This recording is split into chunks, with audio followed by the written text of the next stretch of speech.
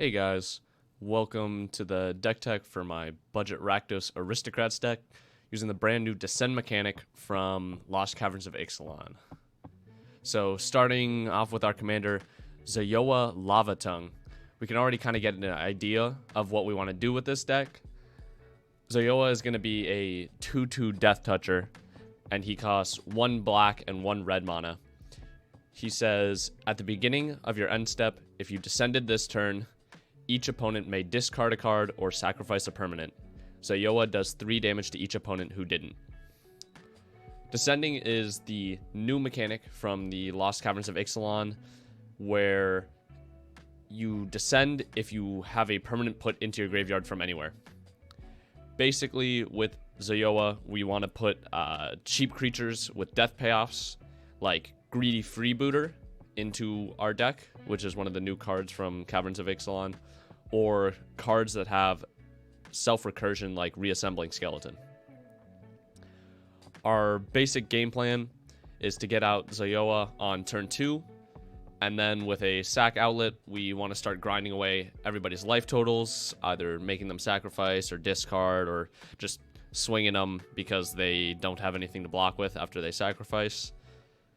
With Zoyowa, we don't really get the traditional aristocrat lines of creating tokens to sacrifice because he requires the permanents to go to the graveyard for his ability.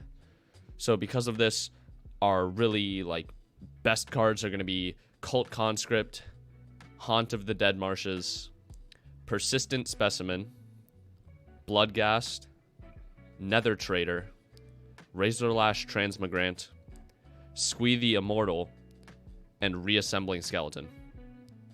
All of these cards can self-recur, so we get to sacrifice them to trigger Zoyowa again and bring them back to the battlefield. So we now have our creatures that can come back from the graveyard.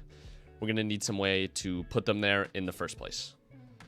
So we're going to use a couple sacrifice staples like Carrion Feeder and Viscera Seer, but we are actually going to be able to include a couple less seen outlets, so because we're in Rakdos. So Gut, True Soul Zealot, is a red creature costing 3 mana that when you attack, you may sacrifice a creature and create a 4/1 Menace Skeleton token. And then Shadowheart, Dark Justiciar, allows you to pay 1 and a black to tap and sacrifice a creature, drawing X, where X is the creature's power. They're both from Battle for Baldur's Gate, and then they're going to give us a couple more payoffs that are a little more impactful than the Carrion Feeder and Viscera Seer, although Shadowheart does require you to tap and pay mana, and Gut needs you to be attacking. Aside from just Zoyowa's effects, we're going to have a couple more aristocrat cards. Even though we don't have access to white, we still have our black staples like Blood Artist and Zulaport Cutthroat. And then because we're in Rakdos, we get to have Mayhem Devil, who will trigger when we're sacrificing our creatures, but also treasures.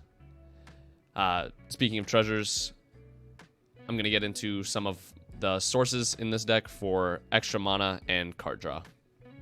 Some of the cards that are going to create us treasures include Impulsive Pilfer, Shambling Ghast, Enterprising Scallywag, Gadrak the Crown Scourge, and Mahadi Emporium Master.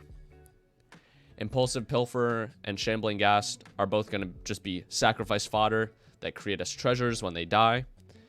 And then Enterprising Scallywag, Gadrak, and Mahadi are all going to create us treasures at our end step based on how many creatures have died this turn, which does include tokens. Except for Enterprising Scallywag, that's a descend. Our draw is also going to be mainly focused on sacrificing creatures, because then we're going to be able to trigger Zoyowa's ability while also getting our card draw and our treasures. The only planeswalker that this deck runs, Tevesh Zat, is going to be used to sacrifice creatures to both trigger Zoyowa, but he draws us cards with his +1 ability.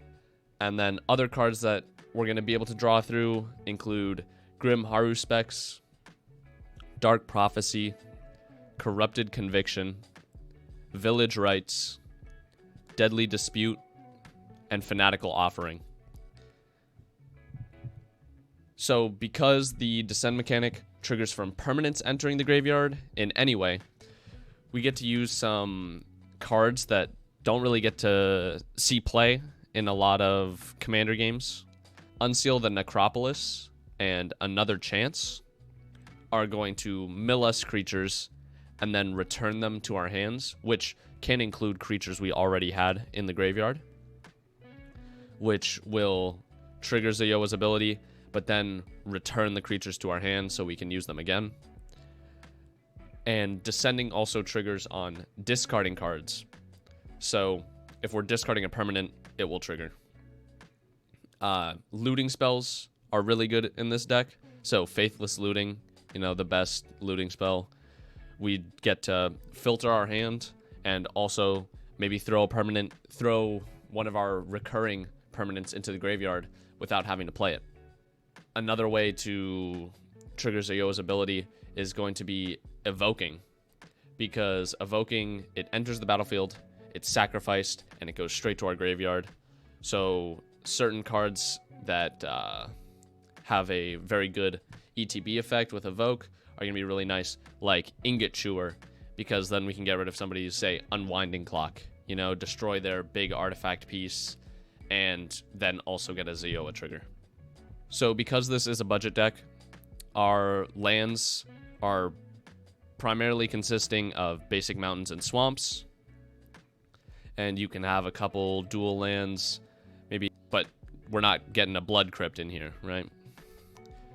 I personally prefer to exclude Soul Ring from my mana in a budget deck because it's $1 into there, and especially with a commander that costs just colored mana, it's kind of better to not play that Soul Ring out and just be able to get Zoyowa. So that's going to conclude my kind of deck tech review for the brand new commander Zoyowa Lava Tongue from Lost Caverns of Ixalan. Thank you so much for watching, and leave a comment for any other commander you would like to see me try and build a deck, budget or not, or if you want to see any of my other decks. This has been Brothers War. Shoots.